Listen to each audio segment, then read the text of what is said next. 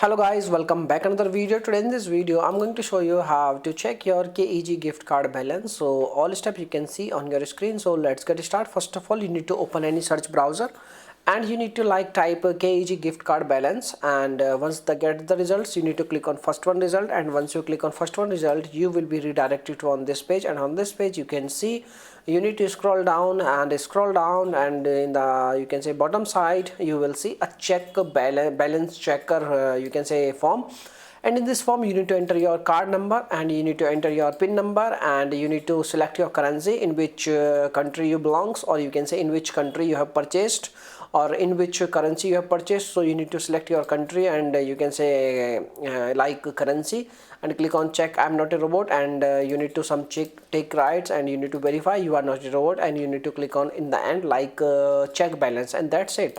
By using this method you can easily check your the cash gift card balance. If you are facing any issue, you can also make a comment. I will reply you very soon, and thanks for watching this video. Bye bye.